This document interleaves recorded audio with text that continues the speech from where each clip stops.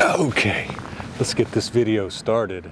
Oh, long time no see, guys. If you've been watching our channel for a while now, and welcome to those of you if it's your first time. Hello, I'm Eric. I make videos with my wife Sandy. That's me. Videos about traveling, about eating delicious food, and in today's video, we're talking about Cuenca, Ecuador.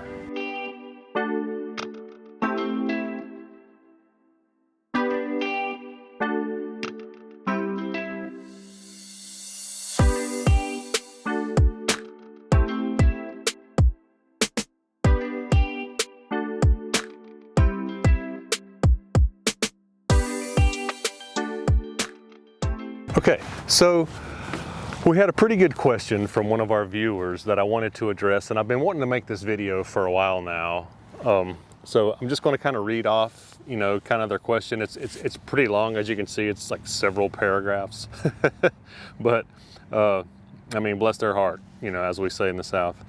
So to start with, it says, yes, hello, just came across your channel by chance. Thanks for the video, but I must say something here, please. I see many videos about Ecuador and expat experiences, but what I haven't seen personally are important videos on how, for instance, opening a bank account there, what expats are using, their experiences on moving money from their country to Ecuador, and what they do about it, and everything banking that could shed some light on difficulties people might face. Okay, so let's just kind of get into the first part of this question about opening a bank account there. So guys, all right, first off, so just wanted to say, Sandy and I are not professional financial advisors. I am merely going to be talking about our experiences or things that we have heard from people firsthand. What you choose to do with this information is absolutely up to you, okay? All right, so now, getting back to the question. Basically, it's very similar to the States, guys. You have a bank, right? Which, like in the States, we have big banks like Bank of America, Wells Fargo, such and such. And some of the more reputable and larger banks in Ecuador would be like Bank of Pichincha or Bank of Guayaquil, those types of things. Those are like a bank, right? And then you also have what's called a cooperativa, all right? So a cooperativa is what we know in the States as like a credit union, right? So it's very similar. So the cooperativas are like, JEP or JEP and other cooperativas. You can look those up on your own. From what I understand, to open an account at a bank, you're going to need to basically already have your residency established, right? You're going to need your cedula, you're going to need a local address, you're going to need a phone number and that type of thing. When we opened our account with the cooperativa, we have an account with JEP. I love JEP. I think they're great. I have no problems with them. All I needed was a passport. You know what I mean? I actually opened our account, my account at JEP, probably 2 years before we moved to Ecuador.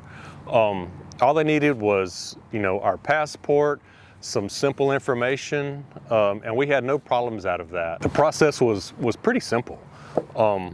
We had a financial advisor that was able to speak English and explain everything to us pretty well.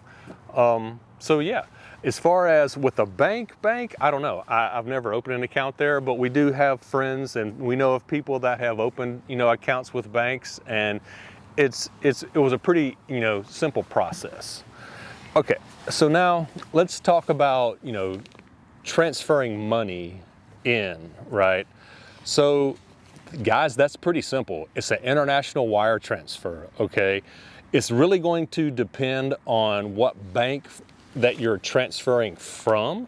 That makes the process, run a little bit smoother, like your more larger financial institutions that are more well known around the world, like like I said, Bank of America, Wells Fargo, Charles Schwab, those types of places, the banks and cooperativas in Ecuador, they're already accustomed with working with those people. You know what I mean? So that makes the transfer, you know, and the process, you know, pretty easy. You know, we have an account at several banks in the States, but I use Charles Schwab. I really like Schwab. And Jet was already very familiar with working with Schwab. They already had the paperwork and the documentation to fill out. As far as the cost to transfer the money, it only cost me a $50 wire transfer fee from Schwab. Obviously, you know, Jet didn't charge us anything to move money into their bank. It took us about 3 days, you know what I mean? That once we started the process, the transfer was in about 3 days. It really didn't take that long at all. Yeah, it was pretty seamless, you know. However, you know, understand, just like when you physically come into the country, you know, anything over $10,000, you have to declare. All right, when you're traveling, you know, if you want to be one of those brave people and put $10,000 in your pocket and go walking in somewhere, good on you for that, I guess, but I'm not going to do it. But anything under $10,000 as far as a wire transfer, you don't have to prove where it comes from. It's pretty simple. There's not any kind of paperwork or any kind of extra that you're going to have to add to that. If it's over $10,000, they want to know where it's coming from, right? It's a legit, you know, business. It's a legit company. They want to make sure that everything is on the up and up. There's nothing kind of fishy going on. You're not like, you know, trying to smuggle, you know, drug money in or whatever the case may be, you know. I mean, there's a lot of, you know, things that are going on right now, and they've definitely tightened up on that. So they just want to know where it's coming from, right? You know, and luckily, like, you know, with Sandy and I, when we sold all our business, when we sold our house and everything, to make the move, you know, I still had the what was it, the sale of our property, you know what I mean? So I just said, hey, you know, the money came from the sale of property.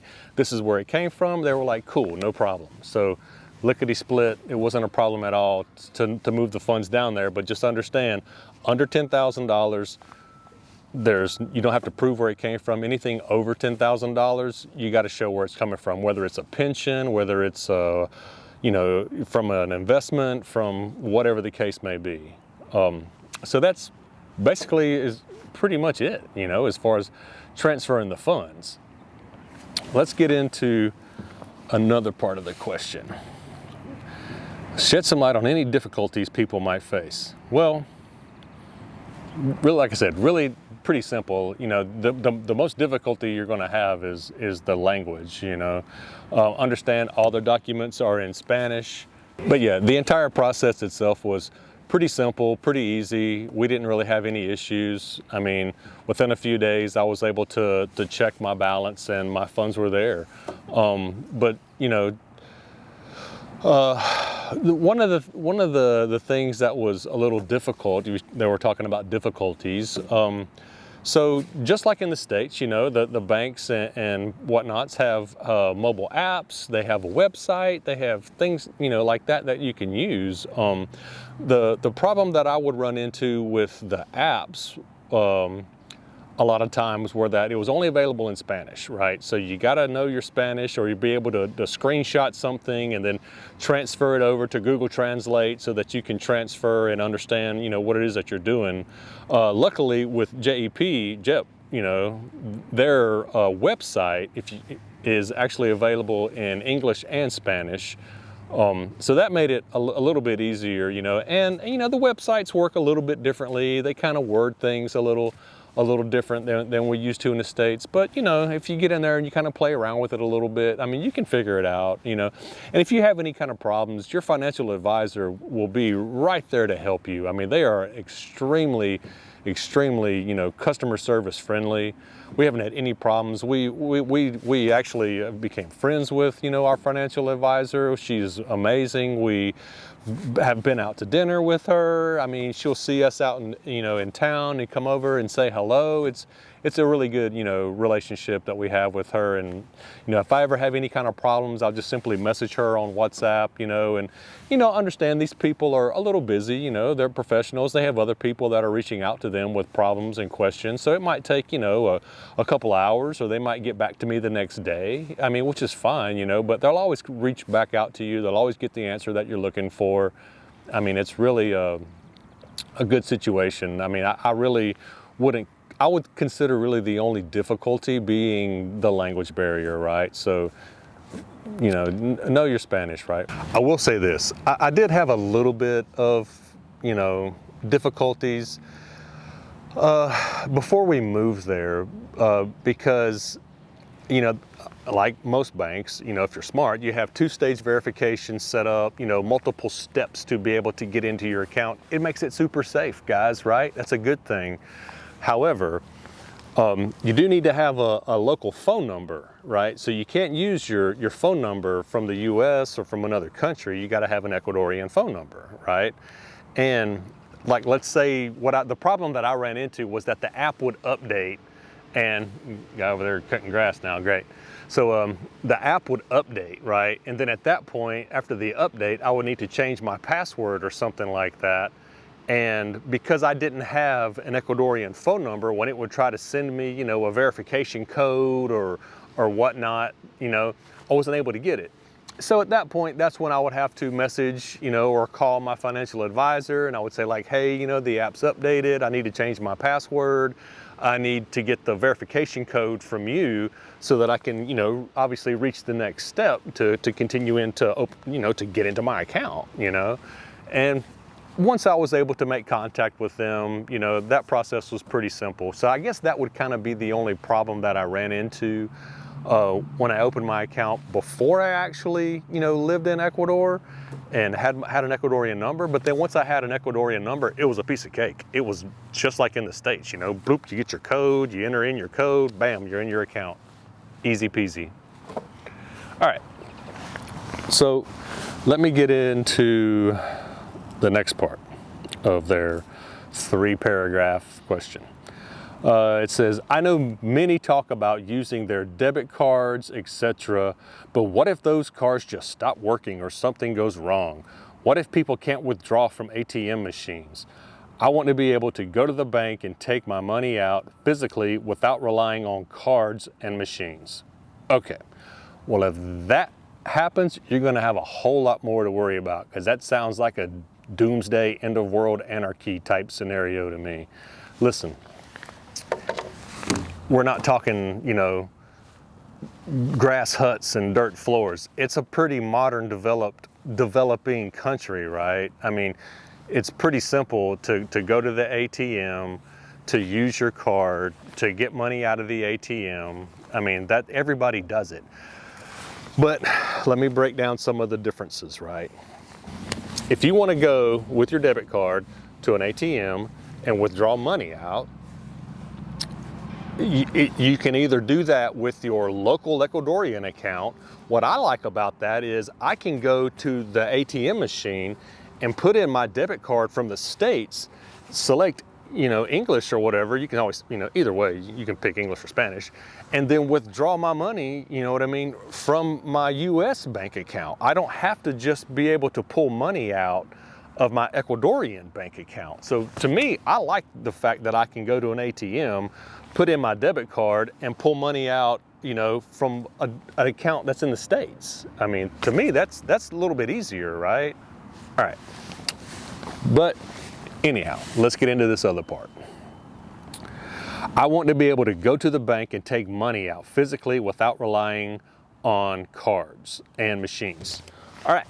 So in that case, you have to pull that money out of your Ecuadorian bank account, right? Just like any bank account in the States or anywhere else, you can go stand in line. The lines are pretty long, when you go to the bank, because people go in there and they make transfers to pay all their bills and that type of stuff. That's the way it kind of works there. So if you want to go that route, you have the ability to do so.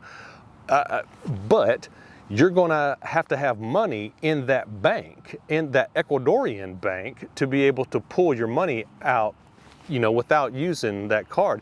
You're not going to be able to go to the bank with your Bank of America account and say, hey, I want you to give me money. I don't think it would work that way. I don't know. I never did it, but to me, it doesn't make sense. I wouldn't, just logically thinking, I wouldn't think that you would be able to say, hey, I'm just showing up to whichever bank or cooperative or whatever, and I want you to give me, money from my account in the US. Maybe they can. It wouldn't make sense to me. It would be like me going to, a bank in the States and saying, hey, I want you to give me money from my account in Ecuador.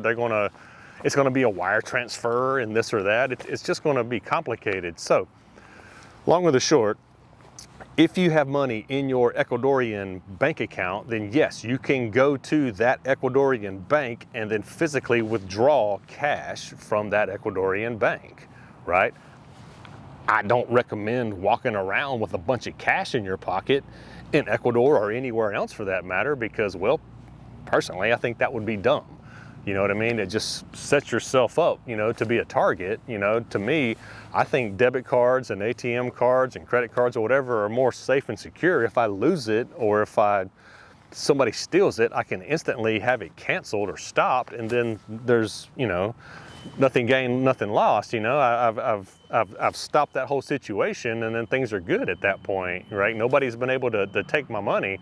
Whereas, if I decide, hey, I'm going to go get a bunch of money out of the bank and stick that money in my pocket, and then somebody kind of, sees what's going on, they follow me, down the road or whatever, then they say, hey, give me your money. What do you do, right? I mean, I guess you got to give them all your money. So I don't think that's a good idea.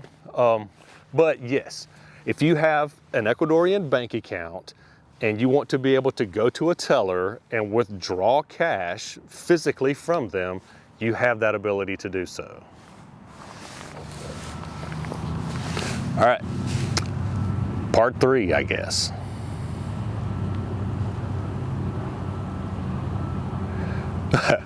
I guess this really isn't like another part of that question. It just says, could you please make videos not just about where to eat or have fun, but tackling serious questions that immigrants to Ecuador might face and should prep for? Thank you. Well, to that I say, guys, we like making fun videos about where to eat and about where to go have a good time. Typically Sandy and I really haven't done, the cost of living type of videos. And I realize that is important to a lot of people, and we did look at a lot of those type of videos before we made the move to understand that we would be able to afford it. But, once we live there, the range, is anything and everything and in between, I mean, just know that you can get a small apartment in a certain area, for $200 or $300 a month, or you could, pay, a couple $1,000s a month for a nice apartment. I mean, we know people that decided to move there and to buy a house, or, people that lived in a small place for $200 a month. I mean, all of that is completely kind of up to you and to what you can afford. Sandy and I had a really nice 2-bedroom, 2-bath apartment, in a nicer area. I would suggest that your nicer areas would be places like El Vergel or El Centro somewhere, or the San Sebastian neighborhoods. All those are pretty good expat areas. But you're going to want to look around, for different things and different price ranges. You can go to a Gringo Post or Yapa Tree, or even a MLS Ecuador to find, different listings, just to kind of get an idea of what rental prices cost, what sales prices are. Sandy and I paid like $665, for our nice apartment, and it included everything. We had 24-hour security. We had really great, door guys, our security guards, man. They were super polite, super friendly. You know, they always spoke, and I think the world of those guys. We really appreciated them a lot, but our rent included obviously the rent itself for the apartment, our power, water, gas, the internet, all the building fees. I mean, anything and everything, and we really liked it. It was right there, in El Vergel, right on Dosa de Abreu, right off the Tumabamba. I mean, it was a really great location, super close to everything, and it was a price range that we could afford. It was actually a little bit pricier, than initially what we had kind of wanted to pay, but we fell in love with the location and the building, and that was just kind of what we settled on. So I hope that really helped answer the question about opening a bank account. I kind of rambled off at the end about cost of living, and we'll have some more videos coming about some other things that we had that we would like to share with you.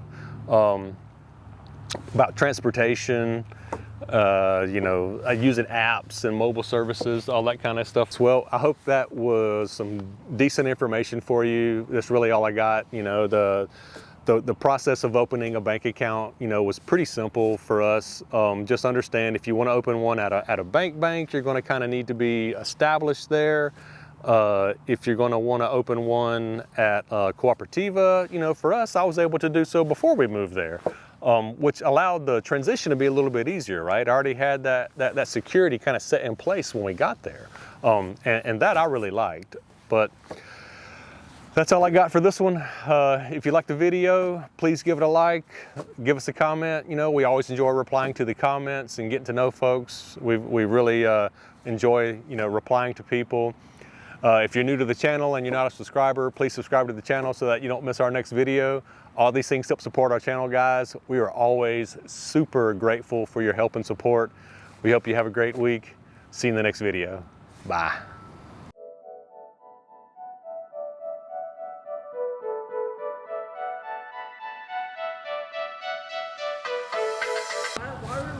Goonies are riding by.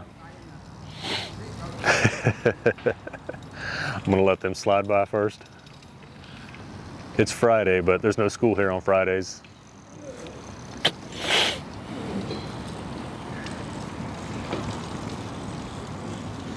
Like 12 kids on bicycles just drove by.